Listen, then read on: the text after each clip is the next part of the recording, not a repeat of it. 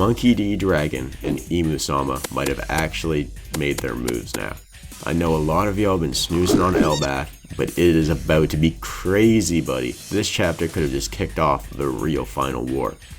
Imu might have finally got up from his throne and hit us with the "Fine,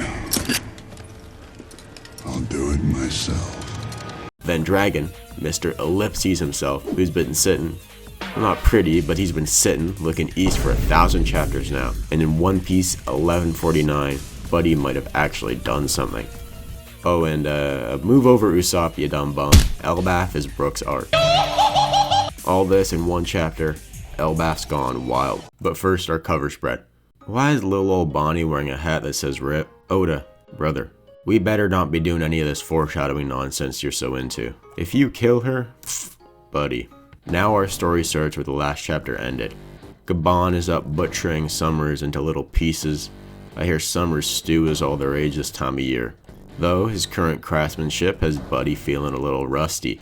The whole Prime vs. Wash concept is a little confusing in One Piece, because you got dudes like Katakuri and Big Mom who should be getting ready for retirement in our world, but they're just a couple of young bucks in One Piece, still in their prime. Also, then you got Jinbei, who's in his strongest form at the ripe old age of 46, and presumably will only get stronger. Seems like these dudes really hit the wall at 70. Then, to prove to me that you're not washed, you need to smack that sub button. Only Earth's mightiest soldiers are able to change that red button into a gray one. Back to the actual video. However, Gaban still isn't washed, but he's putting everything behind those axe hits. And I don't know about you, but Oda is actually cooking up with these panels. That exaggerated angle with Scopper sells the force so well. I'm hoping every endgame villain's got an axe at this point. Though, the way these holy knights are spamming their regen, it's got me thinking without Daddy Imu's help, these knights, at least aside from Garling, they're all oven victims.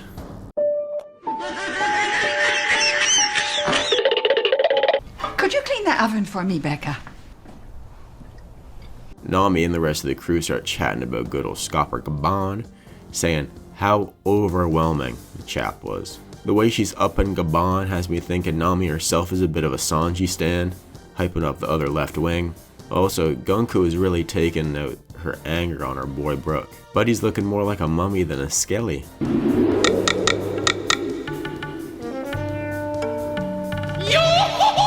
Then, Big Scopper comes in for the kill with his Futenraku, turning the baddie Summers into a perfect transverse cut cadaver. Bro, how is Toei gonna animate any of this? And Scopper even hit him with a no-looksies, dashing away from Summers' mangled body, while Chopper moves in to inspect the corpse. Yo, is Buddy actually gonna do something this arc? As the library continues to burn, the treehouse dragon-looking fella is hitting us with some fire arrows, which seems a little redundant, but get your emu brownie points in, brother. Then we cut to Robin, and bro, this almost took me out. We rarely see Robin this distraught anymore, especially with those bangs that had me flashing back to, well, her backstory. Surprisingly, Gunko shows some humanity and lets Ronja unwalk the plank, which is surprisingly the first time I think this has happened in a pirate manga. Where are all the plank walks? The World Gov should have had Ace do that instead of some stabbage. Hopefully Oda's been saving that for the mysterious eye patch character, maybe Imu, though it does actually make sense considering the plant. Even though the overall plan of torturing the giants till they join their side is a little convoluted, it does make sense to not actually go with murdering their children. I feel like they're not going to join your side after you try to kill everybody. That's just me though. Then, after already calling back to Annie's lobby, Ronja hits us with the encore, saying, "I'm sorry for being alive." So now I'm needing a Robin and Ronja conversation so bad. Bro, I'm sure she would understand. After catching up with Gunko, Scopper Gaban starts talking about the Giants' culture, history, children, and military might, and how the world government has no right to take those.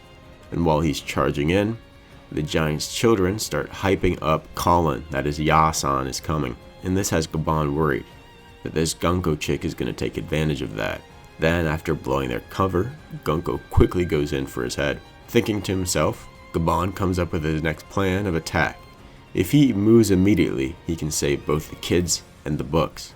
So after reassuring Colin, it's time to act. With a flashback of Colin being born, which really puts into my brain how much our dude Gaban was punching up his weight class, he winds up with sheer rage and surrenders. After seeing a future he didn't like of his son getting hurt, he surrenders. Which I know a lot of people have been clowning on Surrender Man for this, but what was he supposed to do? Live the rest of his life knowing that he indirectly or directly killed his own son? Or try to find another way? With Gaban now vulnerable, Gunko fires what looks like a shotgun of arrows, stabbing Gaban through his stomach multiple times, sending him to fall off the cliff of Elbaph. Though with a cut to Chopper, it looks like we may be going to save the day. Then, with what is possibly the craziest single page in all of One Piece, we get to the final one. After hearing Colin call out for his father, Gunko starts getting a flashback to her own past. First, a younger version of her screaming for her father, followed by a picture of a very young version of her holding Brook's hand, with what I assume is Gunko saying that her dream is to be a pirate. Could be Brook, but the context makes me think otherwise. After that, she immediately rushes, calling out for Brook. Sit down, Usopp, I think this skelly fella just stole your arc, buddy. Better keep a close eye on it. You ain't getting a solid feat till the final war, you dumb bum. Now, I've seen a lot of people assume that Brook is her father, though based on the theme of One Piece, I assume that this is more of a Bellemere Nami situation. It also looks like Brook may have been a guard of some sort, so my theory is that Gunko is some sort of princess and Brook is the castle guard, or her specific protector. You know, that sword looks quite royal to me, and due to general neglect or even the passing of Gunko's father, Brook served as her primary father figure. She also did call him Brook, which isn't very daughterly. Then the final major evidence for this theory is that Brook wasn't a massive horde dog around her, but he didn't even ask to see her undergarments, despite... I guess he could already see them, huh? Brook's gunometer may have completely turned off like Sanji's to Bonney. Then it cuts to the voice of Imu, who is just a little upset about the mess that their operation is currently going through. Additionally, he claims that Marijoa is currently on fire, so Big Mr. East may have actually made his final declaration of war by burning down the Holy Land itself. In Imu's final move, he takes over Gunko's body, dropping the line, Imu will show the domination of a god, which aside from being cold as ice, it is a little strange that they are still referring to themselves in third person, unless Imu is simply a title. Though, more suspiciously, Gunko's hair grows upon being overtaken. So that's it, right? Imu is a confirmed chick now, or at least a Tarzan looking fella. So my theory for the next chapter is that we're going to start it with some classic reaction shots. Presumably the Hell crew are going to react to the insane amount of hockey that just showed up. Maybe we could even get a theory bait reaction from Loki. Perhaps he recognizes this feeling of hockey. Maybe then we'll meet up with Scopper as well, who's currently falling down a giant-sized cliff, telling the crew to go to Midgard. So yeah, that's the video. If you enjoyed this chapter, review, please sub and stuff to help me. And yeah, that's the video. I'll see you next week.